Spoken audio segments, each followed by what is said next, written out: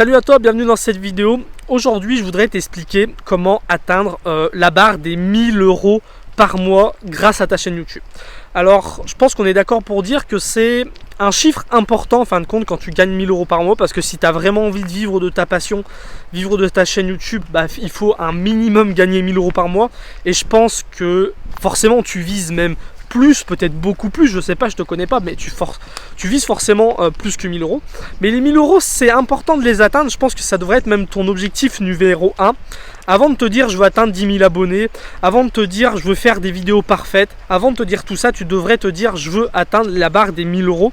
Parce que quand tu as atteint la barre des 1000 €, forcément ça veut dire que tu as compris comment ça marche. Si tu as atteint la barre des 1000 €, ça veut dire que tu sais attirer du trafic, ça veut dire que tu sais communiquer, ça veut dire que tu as créé des produits, que tu as compris ton audience, que tu as créé des produits.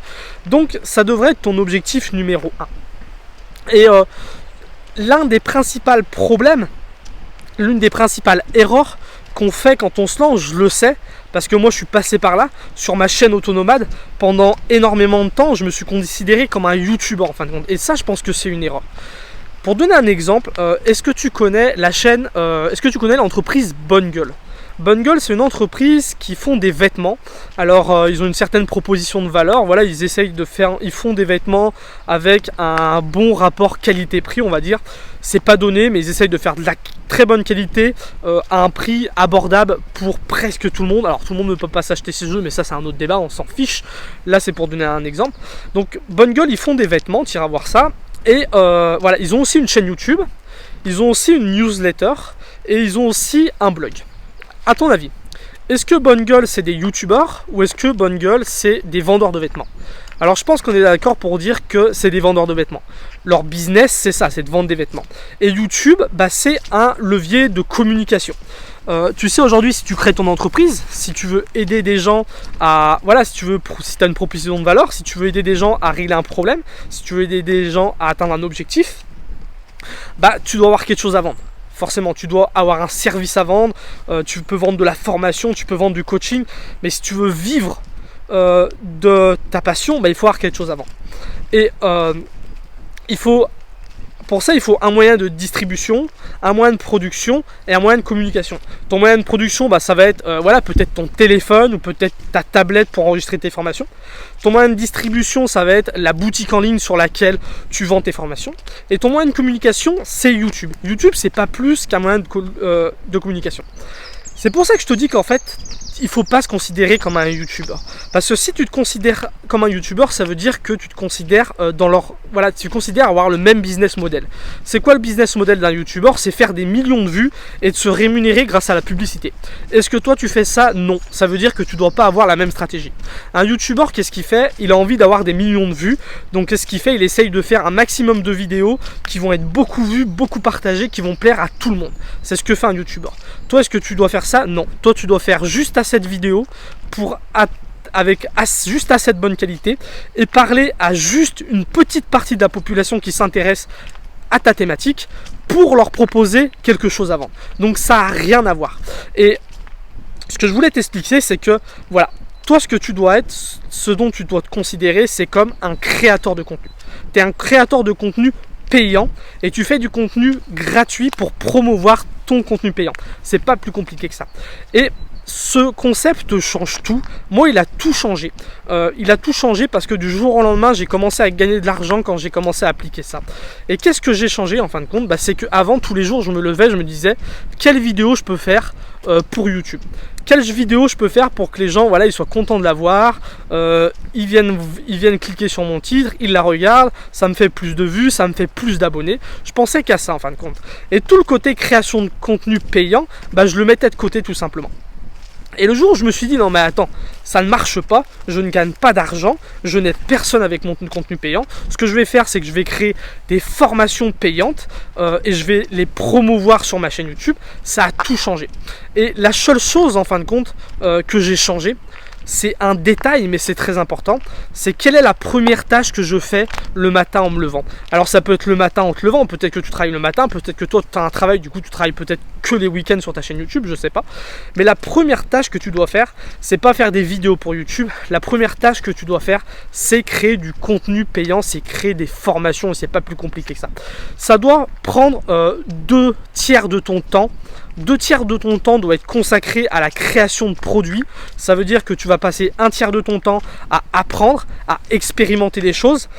1 tiers de ton temps à, à mettre ça en forme à travers une formation vidéo, à travers un PDF, à travers une formation audio. Tu fais ce que tu veux.